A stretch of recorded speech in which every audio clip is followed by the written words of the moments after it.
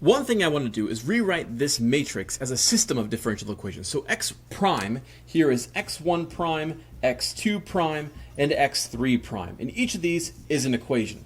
So here I have x1 prime equals x1 plus 0x2 plus 0x3. So I just get x1 on the right hand side. This second equation, x2 prime equals 1x1 plus 2x2 plus 0x3. So I'll say x1 plus x2. And the last equation says x3 prime equals x1 plus x2 plus x3. So I'll write that down here. We're not going to try and solve these two just yet. This was the first one that's easy to solve. And if you think what function is its own derivative, again, x1 is a function, what function equals its own derivative? That would be e to the t. But if you want to use the auxiliary equation, that is to say, if we were to convert this to x1 prime minus x1 equals 0 and go ahead and say this is r minus 1 equals 0, you would see that r equals 1. And you know that if r equals 1, that generates a solution of c1 e to the 1 times t. So we'll say c1 e to the t. This is x1.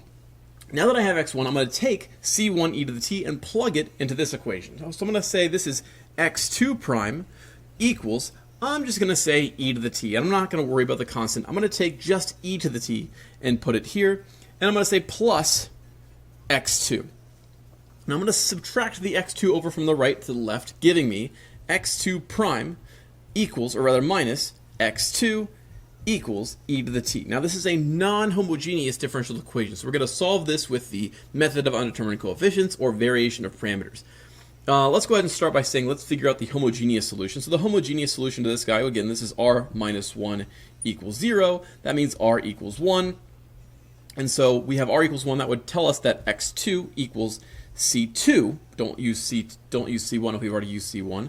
c2 e to the t. Now the problem with that is that this matches, this r value, r equals 1, matches the previous value of t from before. It actually matches this value of r equals 1 as well. So what we do when we do variation of parameters, or we do method of undetermined coefficients, is we're going to generate a particular solution. That particular solution is going to be a, because that's the coefficient of here, of this e to the t here. It's just some constant. The coefficient of this e to the t is some constant.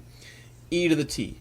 However, we have to introduce an extra factor of t because of this r equals 1 match with our right hand side. So this is our particular solution, which we need to take the first derivative of and plug into this guy. So let's go ahead and get yp prime.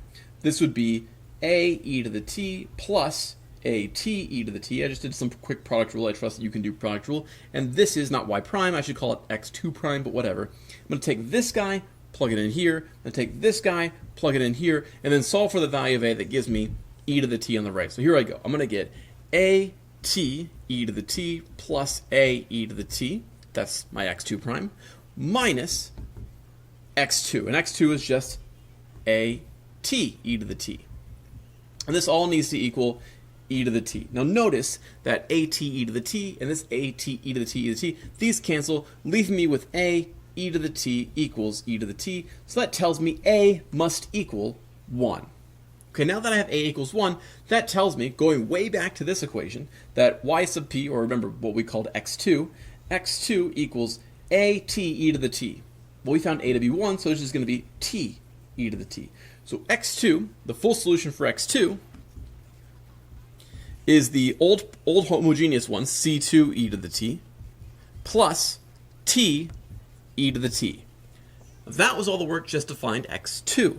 I'm not even going to waste my time going into finding the solution for x3 because that ends up being a whole lot of work. So what I have to do for x2 is take this guy, plug it in for x2 here, take x1 from way earlier, that was this guy, and bring him and plug him into x1, and then I have to solve for x3. So that means taking x3, subtracting it over, and getting x3 prime minus x3 equals x1, like I said, we found to be c1 e to the t, but again, I don't even need the c1, I'm just going to ditch the constant, and plus t e to the t.